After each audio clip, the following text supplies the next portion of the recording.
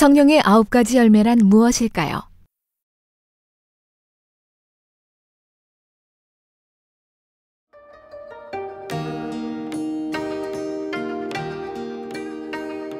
오직 성령의 열매는 사랑과 희락과 화평과 오래 참음과 자비와 양선과 충성과 온유와 절제니 이 같은 것을 금지할 법이 없느니라.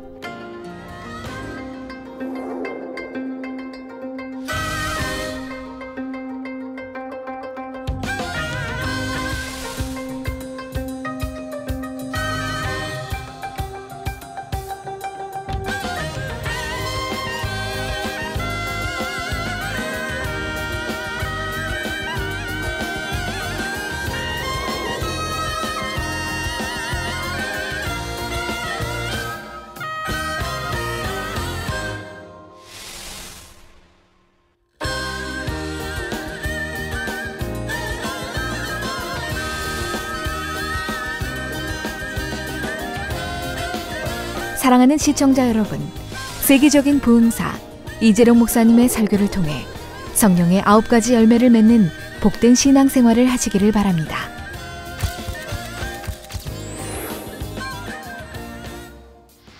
하나님의 말씀은 갈라디아서 5장 22절로 23절 말씀입니다. 오직 성령의 열매는 사랑과 희락과 화평과 오래 참음과 자비와 양선과 충성과 온유와 절제니 같은 것을 금지할 법이 없느니라. 아멘. 사랑하는 성도 여러분, GCN 시청자 여러분, 만민TV 시청자 여러분, 마태복음 25장에 보면 달란트 비유가 나옵니다. 주인이 종들에게 각각 재능대로 1달란트, 2달란트, 5달란트를 맡깁니다.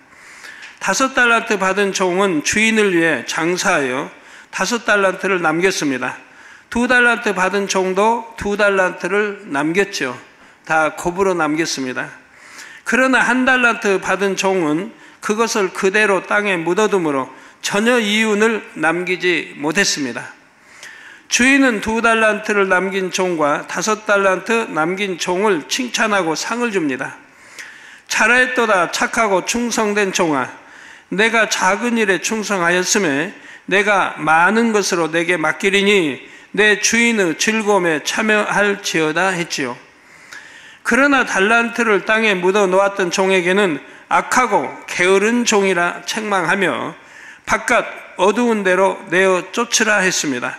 그리고 그에게 주었던 1달란트는 빼앗아 5달란트를 남긴 종에게 주었지요. 자, 여러분들은 귀하이머니가 1달란트 뺏어서 2달란트 가진 분명히 이제 남겼으니까 4달란트, 5달란트, 10달란트 누구에게 주고 싶습니까?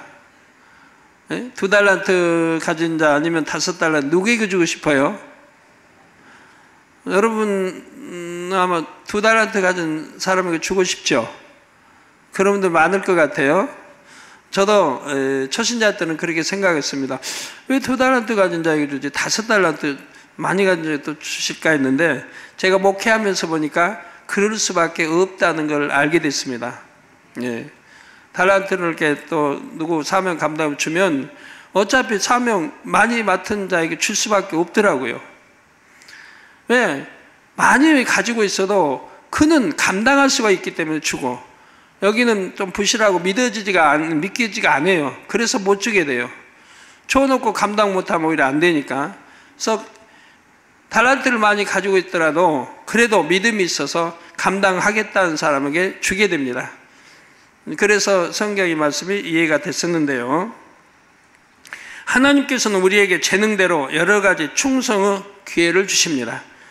이런 기회를 결코 땅에 묻어 두어서는 안 됩니다. 반드시 힘을 다해 감당함으로 하나님의 나라에 유익을 드릴 수 있는 여러분이 되어야 하지요. 오늘은 성령의 9가지 열매 중 7째 열매인 충성에 대해 증거합니다. 말씀을 통해 다시 한번 여러분의 마음을 점검하고 하나님 앞에서 착하고 충성된 종이라 인정받는 귀한 일꾼들이 되시길 주님의 이름으로 축원합니다. 사랑하는 성도 여러분, 사전에 보면 충성은 진정에서 우러나는 정성 혹은 특정한 사람이나 집단에 대해 자신을 바치고 지조를 굽히지 않음이라고 설명합니다. 세상에서도 충성된 사람은 신뢰할 만하고 칭찬할 만한 사람으로 높은 평가를 받습니다. 영적으로도 충성된 사람은 하나님 나라의 보배요 보석같이 사랑스러운 향이 납니다. 요동함이 없이 한결같은 마음의 향이 나고 소처럼 우직하고 묵묵한 순종의 향, 많은 말을 하지 않아도 신뢰가 가는 신실한 마음의 향이 나지요. 이런 마음의 향을 바라는 사람이라면 주님께서도 꼭 안아주시고 싶을 정도로 사랑스럽다 하실 것입니다. 그런데 하나님께서 인정하시는 충성은 세상 사람들이 생각하는 충성과는 차이가 납니다. 맡은 일을 열심히 한다 해서 그 행위만으로 영적인 충성이 될 수는 없지요. 또 어떤 특정한 분야에만 생명을 다하기까지 열정을 쏟는다 해서 온전한 충성이라 하지도 않습니다. 그러면 하나님 앞에서 인정받는 참된 충성은 어떤 것일까요? 첫째로 자신에게 맡겨진 일 이상을 해내는 것입니다. 일꾼이 급여를 받으면서 일할 때 자신의 책임을 잘 감당했다 해서 그것만으로 충성했다고 하지는 않습니다. 책임을 완수했다고 할 수는 있지만 삭을 받은 만큼 한 것이므로 충성이라고까지 말할 수는 없지요. 자기가 받은 삭에 거기에 대한 대가를 하는 것이죠.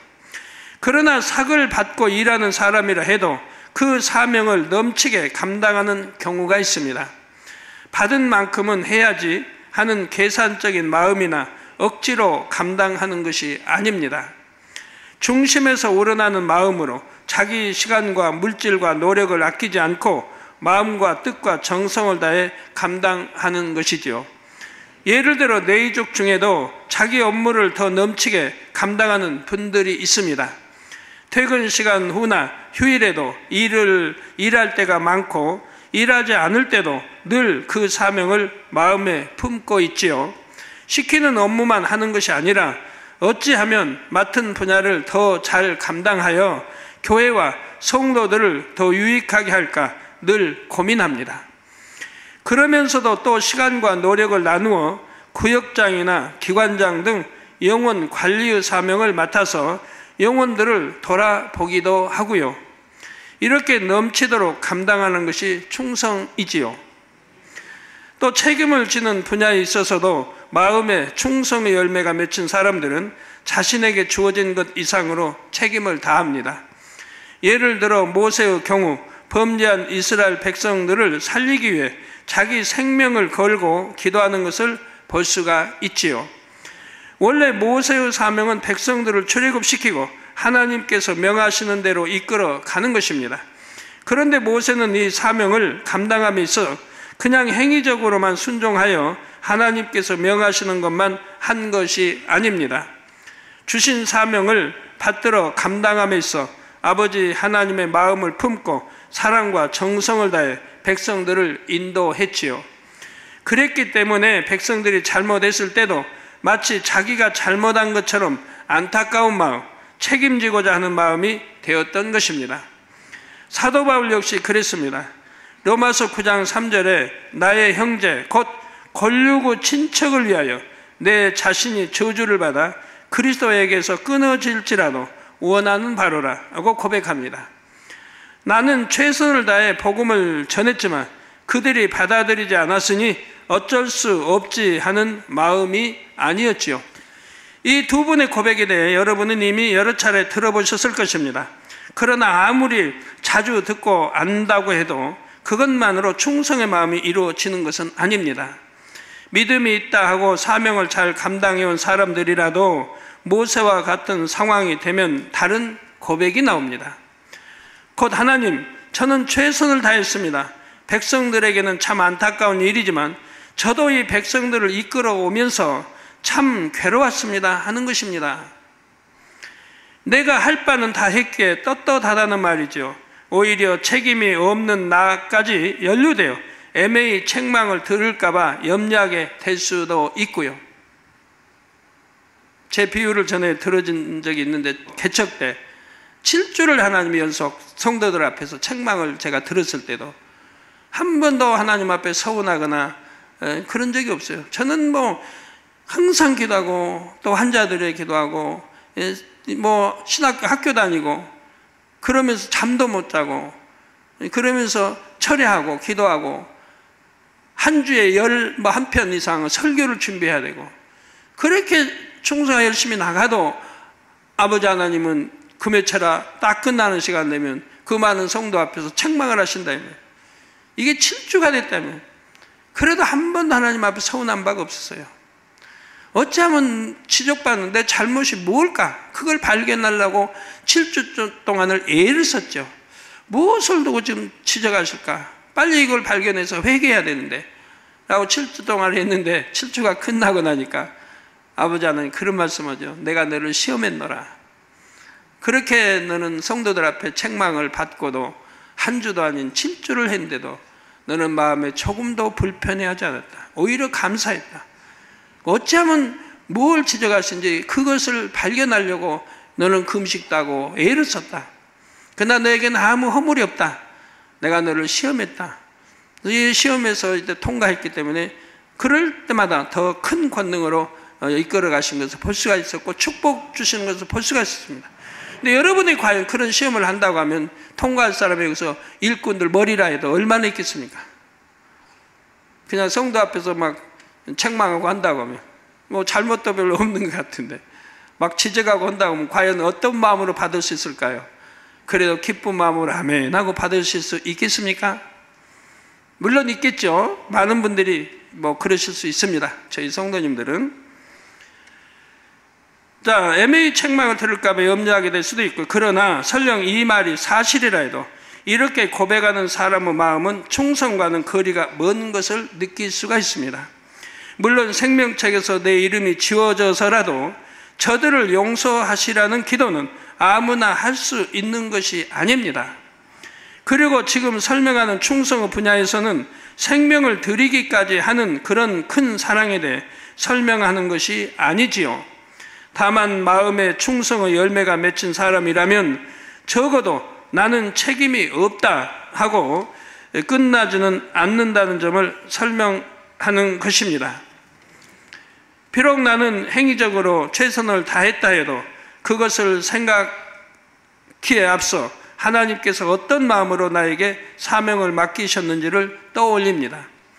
또 지금은 진노하여 백성들을 멸하려 하시지만 사실은 그들의 멸망을 원치 않으시는 하나님의 사랑과 영혼들에 대한 긍휼을 떠올리지요. 그러면 어떤 기도가 나오겠습니까? 하나님, 다 제 탓입니다. 제가 더 잘 인도하지 못한 까닭입니다.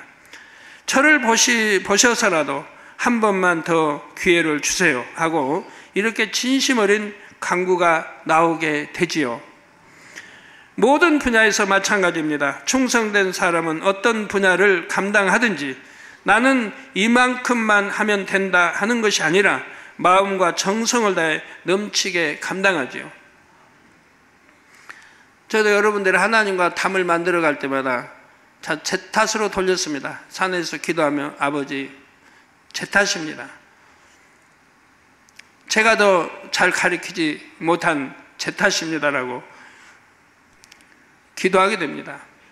그럴 때마다 하나님은 말씀해 주죠. 네 탓은 아니다. 너는 최선을 다해 가르쳤다. 그러나 성도들이 듣지 않고 행하지 않은 것뿐이지 네 탓은 하나도 아니다란 말을 늘 해주시죠. 그래도 제 편에서는 제 탓입니다 하게 되죠. 그리고 용서해 주세요.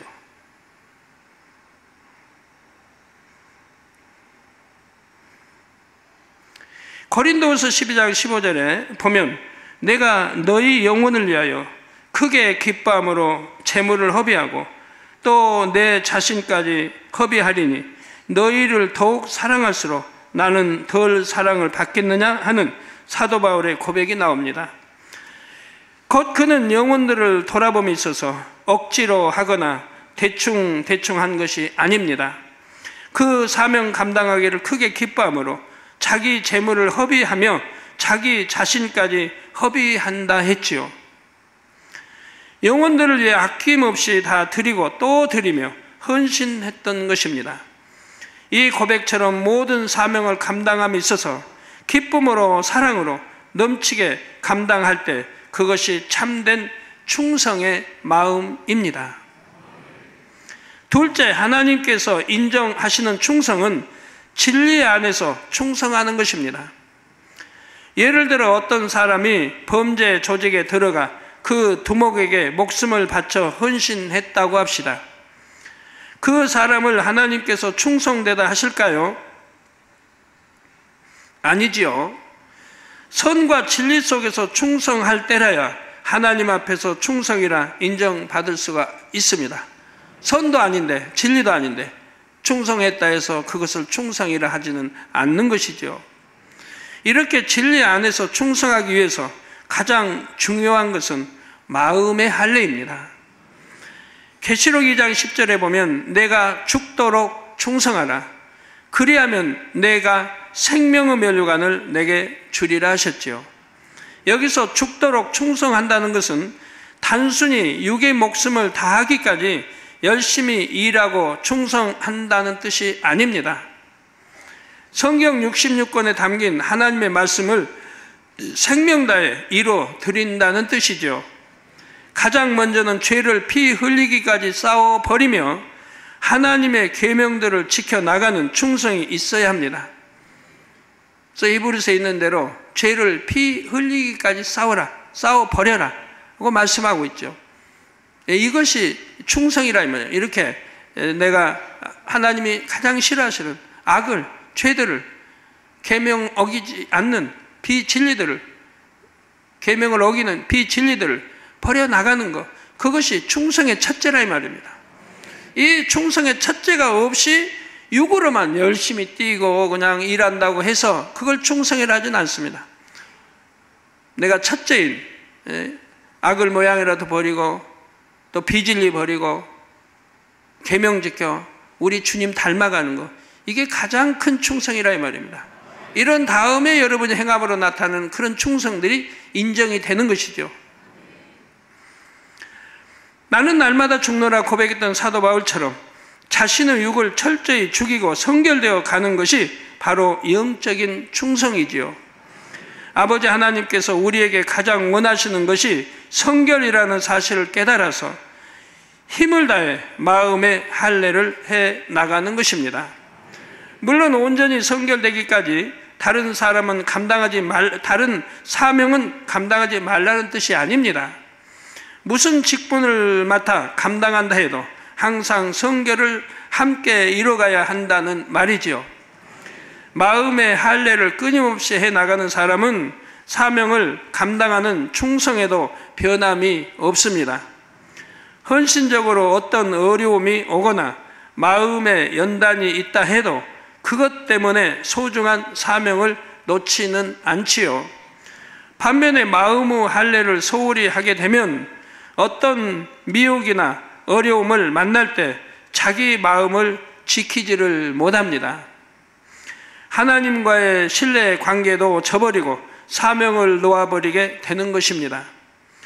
어떤 사람은 겨우 한 해 동안만 보아도 사명을 열심히 감당했다가 안 했다가 이런 기복이 있습니다. 한동안은 충만해서 열심히 사명 감당하는가 하면 몇 달 동안은 얼굴이 잘 보이지를 않습니다. 그러다가 은혜가 회복되면 다시 열심히 하고 이러기를 계속 반복하죠. 이렇게 기복이 있는 일꾼은 비록 열심히 사명을 감당한다 해도 충성스럽다는 말을 듣지를 못합니다. 하나님께서 인정하시는 충성을 하려면 반드시 마음의 죄악을 벗어버리는 영적인 충성이 함께 병행되어야 하지요. 이렇게 죄를 버린다고 해서 그 자체가 상급이 되는 것은 아닙니다. 죄를 버리는 건 상급이 되는 게 아니에요. 당연히 버려야 할 거 버린 것뿐이지. 마음의 할례는 구원받은 하나님의 자녀라면 마땅히 해야 할 본분일 뿐이지요. 그러나 죄악을 버리고 성결된 마음으로 사명 감당할 때는 육의 마음으로 할 때와 비교할 수 없는 큰 열매를 맺게 됩니다. 그만큼 더 큰 상급으로 쌓이죠. 성경에 있는 대로 온 영과 혼과 몸이 우리 주 예수 강림하실 때 흠 없게 보존되라 하지 않았어요. 흠 없게 보존되기를 원한다. 즉 이미 그렇게 영으로 온 영으로 들어가서 나머지 동안에 열심히 충성해서 상급사라는 거예요. 주님 오실 때까지 성결되고 영으로 들어가 온 영으로 들어가면 된다가 아니에요. 이미 미리 대놔라 이 말입니다. 미리 온 영으로 들어가라 이 말. 그리고 나머지 충성하라는 거예요. 왜? 영으로 들어갔을 때의 충성과 육에 있을 때 충성은 다릅니다. 영으로 들어가서의 충성은 하나님이 그대로 받으시는 거예요. 왜? 마음 중심으로 하나님을 사랑하고 믿음으로 행하기 때문에. 온영으로 들어가서 충성하면 그건 더 크게 상급이 되는 것이고요. 나 육에 있을 때 상급이 돼 크질 못합니다. 크지 못하는데 더군다나 상급 쌓다가 다 까먹어버린 사람이 많아요. 우리 치료받지 못한 분들이 그런 분들이 많아요. 하나님 이제 저번에 설명해 주실 때 그걸 강조해요. 치료받지 못한 분들. 실컷 기도해서 이제 좀 올라가면 하나님이 이제 어느 정도에 쌓여야 기도도 쌓이고 행함이 쌓여야 응답이 되겠다고 올라가면 한참 올라가다가 이제 때가 돼서 응답이 안 오면 뭐 환자 집회라든가 뭐 때가 돼서 기대했는데 응답이 안 오면 또 실망해 버린다는 거예요. 또 낙담해 버리고요. 혹이 악하면 입술에 불만이 나오고요. 그래서 그동안 쌓았던 것을 도로 다 까먹어 버린다. 물어 돌려 버려. 그리고 또 시작하면 그러다 또 까먹고 이걸 반복하고 있다는 겁니다. 그런 안타까운 분들이 꽤 있다고 그래요. 응답 못 받는 분들 중에. 하나님이 그걸 믿음이라고 하겠느냐 하셔요. 그게 믿음이냐 이 말이에요. 개처럼 먹고 토하고 돼지처럼 씻겨주니 또 더러운가 뒹굴고 이렇게 하는 그런 신앙생활을 믿음이라고 하겠느냐. 그러니까 하나님 보실 때 전혀 7명이 측정할 때 측정이 안 된다 이 말이에요. 합격을 못하는데 그러니까 응답을 줄 수가 없다고 아버지 하나님 더 애타게 말씀을 해요. 자, 그래서 우리가 더 영으로 들어가 충성할 때 그 더 큰 상급으로 쌓이고요. 쉬운 예를 들어 주일날 하루 종일 땀 흘려 봉사를 했는데 그러면서 여러 사람과 걸려 다투었다고 합시다. 이 사람 저 사람과 화평을 깨트리고 불평하며 원망하는 마음으로 봉사했다면 그 상급이 얼마나 많이 깎이겠습니까? 오히려 쌓는 것보다 더 깎여질 수가 있는 거예요. 하나님은 화평 깨는 것을 전혀 원치 않으시잖아요. 어떤 경우에도 화평 깨는 걸 원치 않으신다 이 말이에요. 더군다나 머리일수록 화평 깨지 않아야 합니다. 그러나 화평한 가운데 선과 사랑으로 봉사했다면 그 수고가 모두 하나님께서 받으시는 향이 되고 하나하나 상급으로 갚아지는 것이죠. 누가 보지 않아도 내가 충성할 수 있고 보지 않아도 기도하고 그러는 중심이 되어야 되는데 사소한 거 하나 가지고도 불편해하고 화평이 깨지고 원망하고 불평하고 이런다면 되겠습니까? 그건 너무 그릇이 적고 아직도 영으로 들어가긴 멀었다는 얘기죠. 그 자기 의와 틀로 신앙생활을 하고 있다는 것이고요. 셋째로 하나님께서 인정하시는 충성은 주인의 마음에 맞게 순종하는 충성입니다.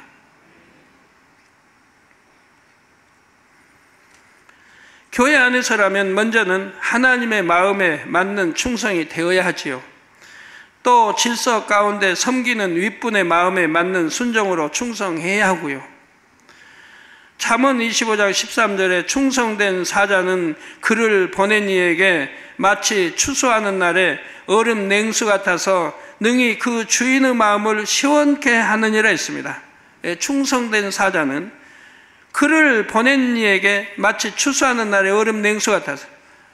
추수하는 날 얼마나 덥습니까? 땀 흘리고 또 먼지 그냥 뒤집어쓰고 엉켜가지고 땀과 그런 때 정말 시원한 냉수 한 그릇 얼마나 참 꿀맛 같아요. 그러게 마치 추수하는 날에 얼음 냉수 같아서 능히 그 주인의 마음을 시원케 한다 이 말입니다.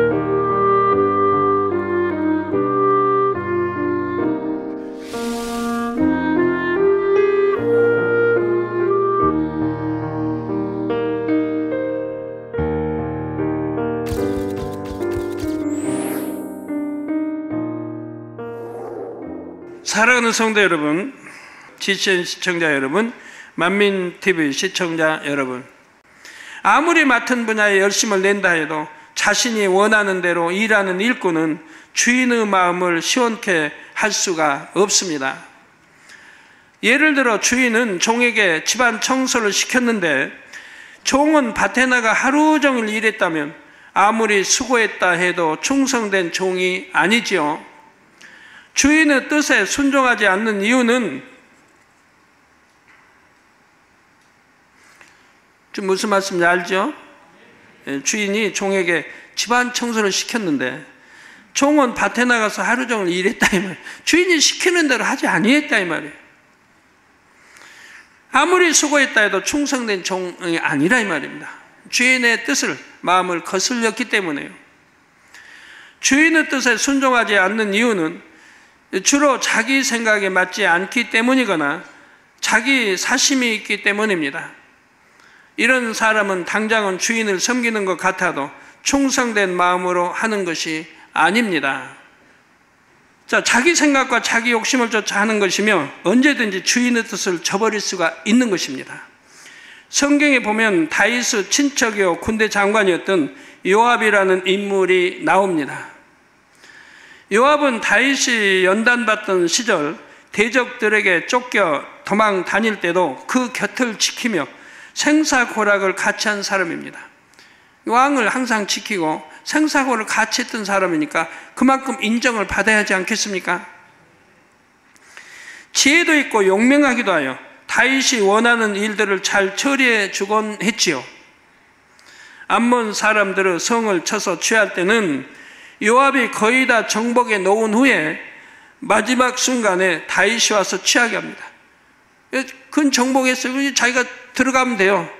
성냥 밀고 들어가면 돼요. 그러면 다윗이 요압 장군이 성을 취했다라고 할 텐데 국민들이 이 공도 왕에게 돌리기 위해서 다 취한 다음에 다윗 왕을 오게 해서 왕이 취하게 하더라. 그러면 얼마나 선하고 좋은 마음 같아요. 그러지만 인정을 받지 못합니다. 그렇게 했어도 그 성을 정복한 공로를 자신이 취하지 않고 다윗이 취하도록 했던 것입니다. 이렇게까지 열심히 섬겨주는 신하였지만 다윗은 요압을 편히 여길 수가 없었습니다. 중심을 다한 섬김이 아니었기 때문입니다. 요압은 목적을 이루기 위해서는 다윗에게 무례한 행동도 서슴지 않았지요. 자기 유익에 맞지 않을 때는 결국 다윗의 뜻을 어기곤 했습니다. 예를 들어 다윗을 대적하던 장수 아브넬이 다윗을 찾아와 항복하겠다고 했습니다. 다윗은 아브넬을 환대하여 돌려보냈지요. 싸우지 않고 항복하고 그런 백성까지 얻을 수 있으니까 얼마나 좋아요. 그를 포용함으로 민심을 더 빨리 안정시킬 수 있었기 때문입니다. 그런데 나중에 와서 이 사실을 알게 된 요압은 아브넬을 뒤쫓아가서 죽여버렸습니다. 이게 다윗 왕을 몰래 뒤쫓아가서 죽여버렸어요. 예전의 전투에서 아브넬이 요압의 동생을 죽였기 때문이죠. 이게 동생 원수를 갚는다고 왕의 명령까지도 이게 순종치 않고 가서 죽였던 것이라 이 말이에요. 왕은 큰 뜻으로 그를 용납해서 그리고 백성들까지 포용해서 전쟁을 마무리 짓고 이렇게 하고자 했었는데 그 뜻을 거슬린 거죠. 자기 동생 원수를 갚자고. 중국의 삼국지 보면 그런 게 나오잖아요. 현덕 아주 덕이 많고 아주 선한 분으로 알려져 있습니다. 삼국지에 이제 현덕, 관우, 장비, 결의 형제를 맺은 분들. 그런데 여러분 진리로 비춰봐요. 과연 선한 것인가? 저는 진리를 모를 때는 현덕 가면 굉장히 선한 분, 삼국지에서 가장 선한 분, 덕망 있고 이런 분으로 알았어요. 진리를 알고 나니까 선하긴 뭐가 선해요? 진짜 선한 사람은 이제 누굽니까? 제갈공명, 또 조자룡 이런 분들이 진짜 선했죠. 생명 다해 끝까지 순종하고 생명 다 바치고 왕의 명령이란 보거나 순종해서 불이익이 온다 해도 순종에 섬기고 나갔던 걸 봅니다. 그러나 현덕은 그렇지 않았다 이 말이에요. 자기 동생을 원수를 갚기 위해서 그렇게 제갈공이 말려도 듣지 않고 수십만의 군대를 동원해서 작전을 잘못 펴가지고 한 80만의 대군을 불러다 살려 죽인, 자기 동생의 원수를 갚게 그런 행동을 했어요. 그게 무슨 덕이 있고 선한 것입니까? 그 당시 전쟁 나가서는 안 된데도 동생 원수 갚는다고 수많은 백성들을 피해를 입히고 농사짓고 또 비축해서 전쟁도 준비해서 해야 되는데 그냥 뭐 동생 원수 갚는다고 그렇게 수십만 군대를 동원해 가지고 나 참 급하게 그렇게 하다가 다 죽임을 당해버리고 말았다 이 말이에요. 그 본인만 간신히 몇몇 장수와 함께 살아남아 돌아왔고요. 그런 걸 여러 번을 보게 돼요. 요압도 바로 이렇게 동생의 원수를 갚는다고 했습니다. 자신이 아브넬을 죽이면 다윗의 입장이 곤란해지는 것을 알면서도 요압은 자기 감정대로 일을 처리했던 것입니다. 여러분들도 명심하시기 바라요. 혹 여러분도 그런 사심으로 일하지 않는가? 정말 하나님 나라 교회를 위해서 내가 손해를 볼지라도 인정을 받지 못한다 할지라도 내가 순종하여 질서 따라 아름답게 충성하고 있는지를 점검해 보시기 바라요. 또 다윗의 아들 압살롬이 반역했을 때 다윗은 싸우러 나가는 군사들에게 압살롬을 너그럽게 대하라고 당부를 했습니다. 자기 아들이 반역을 해서 아주 비참한 국민 앞에 얼마나 참 수치스러운 일을 당합니까? 자기 애첩들이 다 그 아들이 국민들이 보는 앞에서 강간하고 그런 수치를 아비에게 주고 왕위를 빼앗고 찬탈하고 지금 그 아비는 다윗은 백성과 신하를 끌고 도망을 가고 있단 말이에요. 먹을 것도 없고 잠자리도 없이 아들에 쫓겨서. 그런데도 다윗은 압살롬을 너그럽게 대해달라고 신하들에게 당부를 한다면 죽이지 말아달라고. 여러분 이런 마음 오늘날 어디서 찾아볼 수 있어요?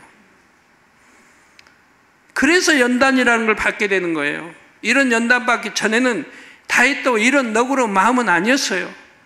이런 이제 큰 연단이 오니까 더 낮아지고 더 겸손해지고 더 깨어지고 정말 하나님이 쓰고자 원하는 그런 그릇 왕이 되어진 것을 볼 수가 있습니다. 다윗은 압살롬을 너그럽게 대해달라고 당부합니다. 요압은 이 명령을 알면서도 압살롬을 죽여버리죠. 압살롬을 살려두면 다시 반역할 수 있으니 다윗을 위해 그런 것이라고 할 수도 있지만 결국 요압이 임의대로 왕의 명령을 어긴 것입니다. 아무리 생사를 같이 하며 섬겼다 해도 결정적인 순간이 되면 이런 식으로 거역하니 다윗에게는 요압이 늘 부담스러운 존재였지요. 결국 요압은 다윗의 다음 왕이 된 솔로몬에게 반역하다가 죽임을 당하고 말았습니다. 이때도 다윗의 뜻에 순종하기보다는 자기가 원하는 사람을 왕으로 세우고자 했던 것이죠. 다윗은 솔로몬을 택했지만 이 요압은 자기가 원하는 사람을 세우고자 해서 또 반역을 일으키게 된다 이 말입니다. 일평생 다윗과 함께하며 섬겼는데도 결국은 충성된 개국 공신이 아니라 반역자로서의 일생을 마감했던 것입니다. 여러분이 하나님의 일을 할 때도 무엇을 얼마나 열심히 하는지보다 얼마나 하나님의 뜻에 맞게 하는지가 중요합니다. 하나님 뜻을 거역해서 내가 아무리 충성한들 그건 소용이 없다 이 말, 상급이 되질 않아요. 자기 마음대로 한 것이지. 교회에서 어떤 일을 할 때도 내 생각대로 내 뜻대로 하기에 앞서 윗분의 의중에 맞춰 일을 할 수가 있어야 합니다. 그래서 순종하는 사람을 찾는 거예요. 무조건 정말 순종할 수 있는, 하나님의 말씀에 순종할 수 있는, 성령의 음성에 순종할 수 있는 분을 찾게 되는 거죠. 그래야 결과를 보면 일의 결과가 나오니까요. 일이 잘 진행이 되고 원수마귀 사단이 송사하지 못하고 결과가 아름답게 하나님께 크게 영광 돌리는 일들로 나오게 되더라 이 말입니다. 그래서 그런 일꾼을 찾게 되는 거예요. 그런 일꾼과 함께 일하게 되는 것이고요. 넷째로 하나님께서 원하시는 충성은 온 집에 충성하는 것입니다. 온 집에 충성하는 것. 민수기 12장 7절 후반절을 보면 하나님께서 모세에 대해 언급하실 때 그는 나의 온 집에 충성됨이라 칭찬하셨지요. 온 집에 충성한다는 것은 자신이 관련된 모든 분야에서 두루 충성하는 것을 말합니다. 교회에서도 여러 가지 직분을 받았을 때 책임을 다해야 합니다.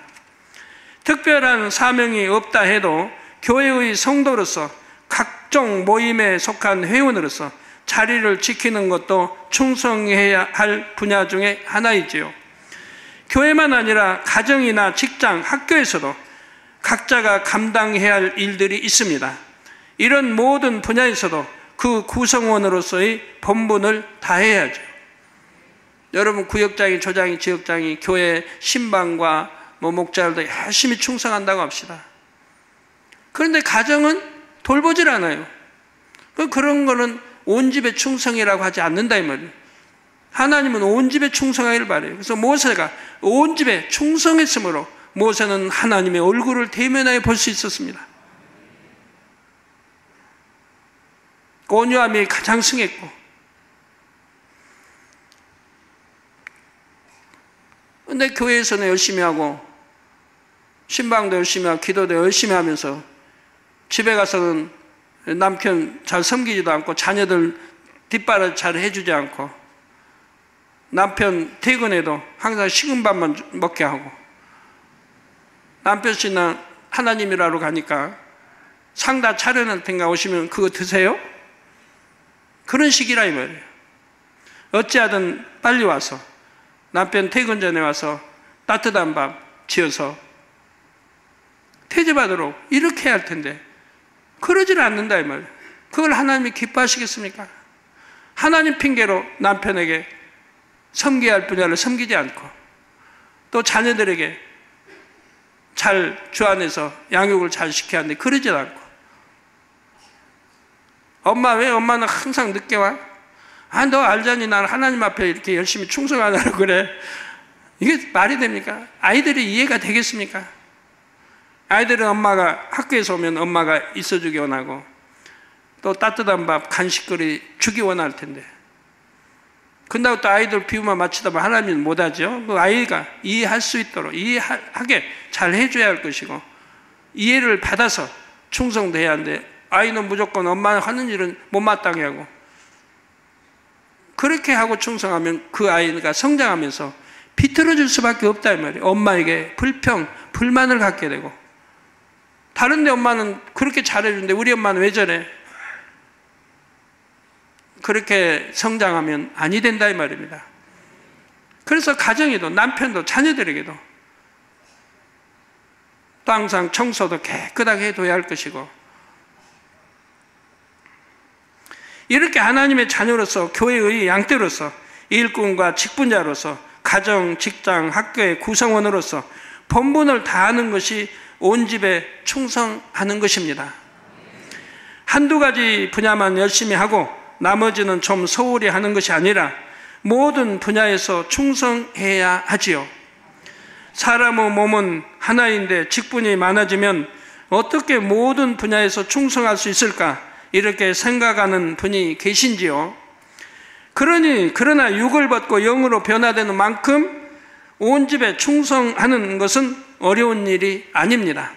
그래서 하나님도 5달란트 남긴 자 10달란트 됐는데도 1달란트를 5달란트 가진 준 자에게 주시는 거예요. 왜? 그는 영으로 들어간 온 집에 충성할 수 있는 자기 때문에 그에게 주면 그는 그것도 감당한다 이 말입니다. 영으로 들어가면 많은 일을 감당할 수 있는 거예요.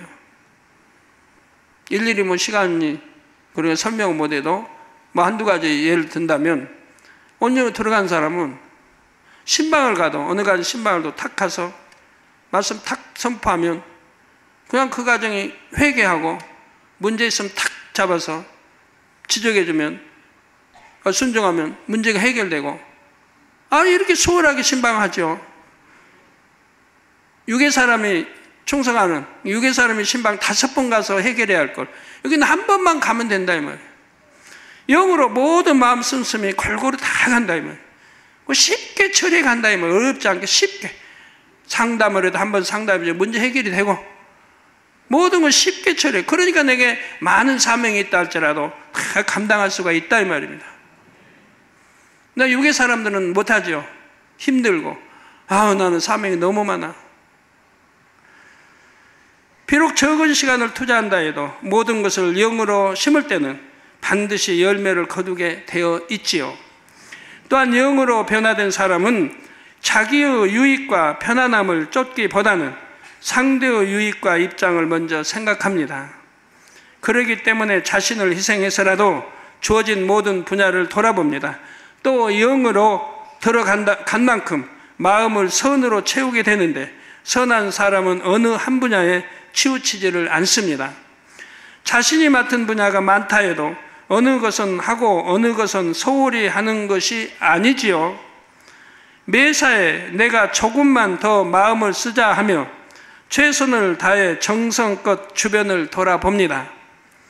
그러면 주변 사람들도 그 진실을 느낌으로 늘 함께 해주지 못한다고 서운해하는 것이 아니라 오히려 마음 써줘서 고맙다 생각하게 되지요. 예를 들어 한 사람이 A와 B 두 모임에 관련되어 있는데 A 모임에서는 회장이고 B 모임에서는 회원입니다. 이럴 때 마음의 선이 있고 충성의 열매가 맺힌 사람은 둘 중 어느 하나도 소홀히 하지 않습니다. 나는 A 모임의 머리니까 B 모임에는 모아주지 못해도 이해해 주겠지 하고 당연하게 여기는 것이 아니지요. B 모임에 몸으로 함께하지 못할 상황이 되면 다른 방법으로라도 마음을 모아주며 어찌하든 힘이 되려고 합니다. 그렇게 하지 않으면 누가 뭐라 하지 않아도 하나님 앞에 사람 앞에 민망함을 느끼지요. 이렇게 선이 있는 만큼 온 집에 충성할 수 있고 모든 사람과 더불어 화평함도 이룰 수가 있습니다. 결론을 말씀드립니다. 사랑하는 성도 여러분, 요셉은 17세 어린 나이에 애굽의 시대장 보디바르 집에 총으로 팔려갔습니다. 그런데 요셉이 얼마나 신실하고 충성스러웠으면 보디바르는 이 어린 종에게 집안일을 다 위임하고 다시 간섭하지도 않았다고 했습니다. 하나님의 나라에도 곳곳에 이런 일꾼들이 절실하게 필요합니다. 여러분 중에 어떤 분야를 맡았을 때 그 분야를 제가 돌아보지 않아도 될 만큼 충성스럽게 감당해 주는 분들이 있다면 하나님의 나라에 얼마나 힘이 될까요? 비록 유구 상전을 섬긴 것이지만 요셉은 하나님을 믿는 믿음으로 충성된 행함을 보였습니다. 하나님께서는 그것을 헛되게 여기지 않으시고 애굽의 총리가 되는 축복으로 갚아주셨지요. 그것도 이방인데 애굽의 백성도 아닌 그 종으로 팔려온 자인데도 불과 17세, 30세, 13년 만에 왕 다음가는 치리자가 됐던 것이라 이 말입니다. 그렇게 인정을 받았다 이 말이에요. 그가 왜 인정을 받았는지 잘 성경에 나오지 않습니까? 억울하게 누명을 써도 감사했습니다. 억울하게 주인에게 대들지 않았습니다. 정말 억울하게 누명 쓴 거 아니에요. 보디발 섬기는 주인의 아내를 겁탈하러 한 것처럼 누명을 썼어도 아닌데 그래도 변명하지도 않고 오히려 주인에게 따지도 않고 순순하게 감옥으로 가는 거 봅니다. 하나님 아시잖아요. 만군의 하나님이 아시면 된다 이 말이에요. 그럼 하나님 보고 계시다 이 말입니다. 억울하게 놔두시겠습니까? 감옥에 가서도 온 집에 충성하니 또 인정을 받아서 중한 직책을 받게 되고 결국은 왕에까지 알려서 왕 다음가는 치자가 되잖아요. 자, 이런 그릇이 돼야 된다 이 말이에요. 사소한 거 가지고 따지고 뭐하고 그런 게 아니라 이 말입니다.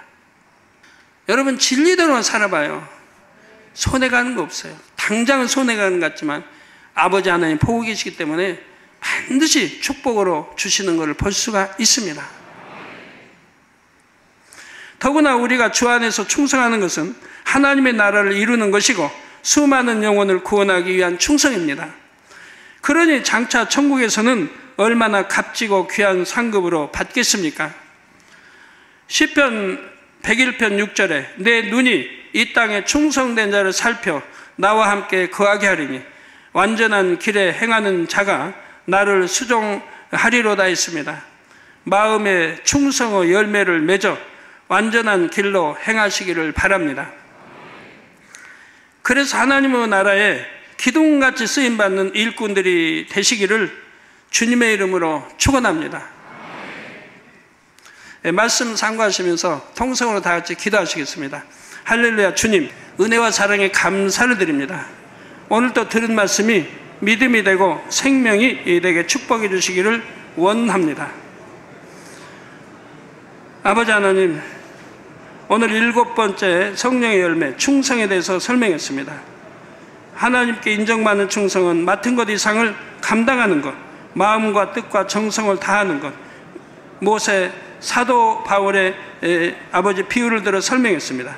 또 진리 안에서 충성하는 것, 진리 안에서 충성하기 가장 중요한 것은 마음의 할례라 있고 죽도록 충성하는 것, 또 성결된 마음으로 충성할 때 더 많은 열매를 맺는다 했습니다.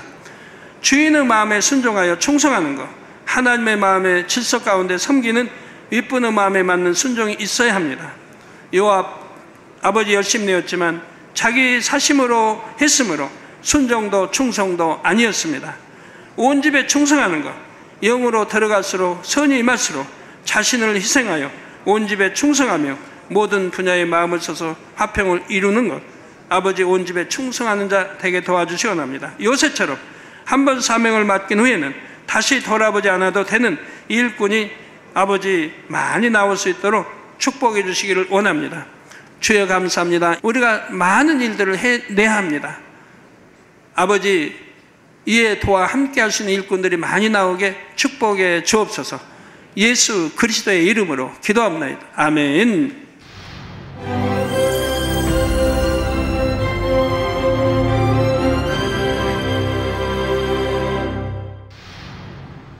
할렐루야. 전능하신 사랑의 아버지 하나님, 이 시간 기도 받는 모든 성도님들 위해 안수하여 주옵소서. GCN과 만민TV, 인터넷과 화상을 통해 기도받는 지교회와 지성전, 그리고 전세계 하나님의 자녀들 위에도 시공간을 초월하여 역사하여 주시기를 원합니다. 믿어지는 믿음을 주시고 부정적인 생각과 의심의 세력을 물리쳐 주옵시며 모든 시험 환난도 물리쳐 주옵소서. 머리부터 발끝까지 오장육부 뼈 마디마디 온몸의 신경 조직 세포 등 아픈 곳마다 성령의 불로 태우시고 근본의 빛으로 역사하여 주옵소서. 예수 그리스도의 이름으로 명하노니 원수마귀 사단 모든 질병 균 연약함아 물러가라. 빛이 임하라. 모든 불치 난치병도 성령의 불로 태워 깨끗하게 역사하여 주옵소서. 말라리아를 비롯한 모든 풍토병도 물리쳐 주옵소서. 신종 플루를 비롯한 모든 신종 질병과 변종은 물러가라. 깨끗함을 입을지어다. 감기, 기침, 열, 몸살, 독감 등 각종 유행성 질병도 다 물러가라.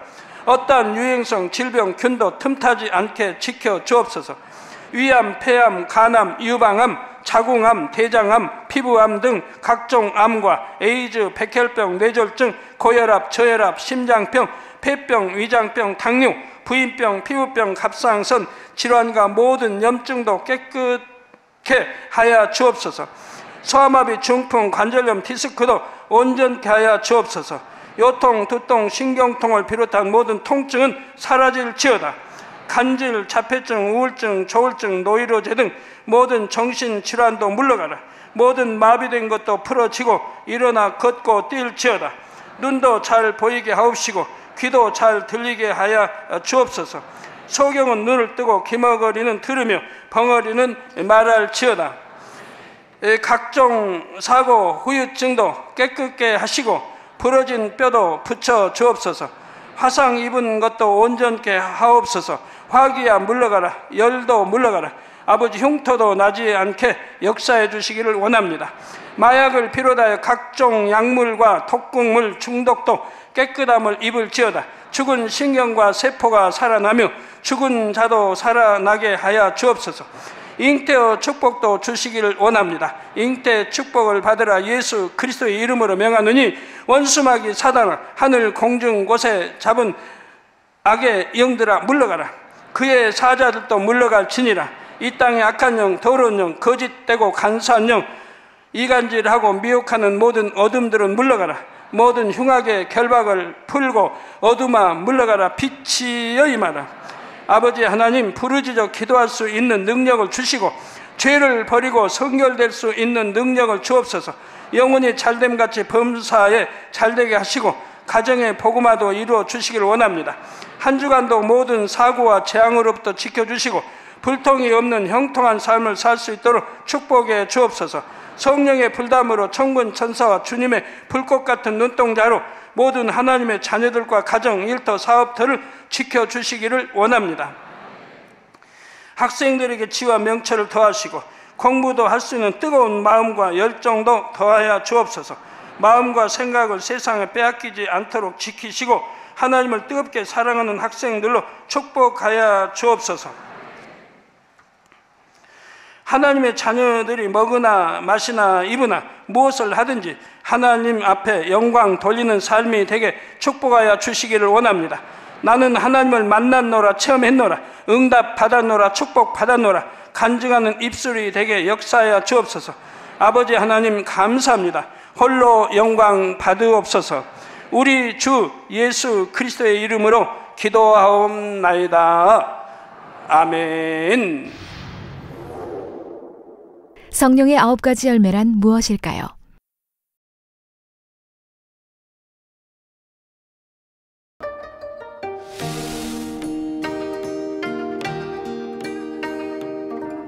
성령의 열매는 성령이 임하면서 심긴 생명의 씨가 자라서 맺히는 열매입니다.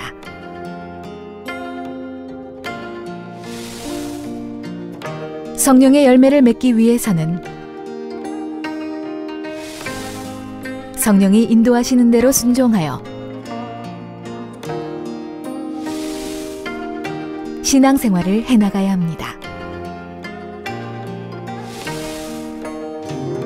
성령의 인도하심을 따라 성령의 소욕을 쫓아 나갈 때 영이 점점 성장하고 영의 열매를 맺게 됩니다. 사랑하는 시청자 여러분, 세계적인 부흥사 이재롱 목사님의 설교를 통해 성령의 인도하심을 따라 신앙생활을 해나가며 성령의 9가지 열매를 풍성하게 맺으시기 바랍니다.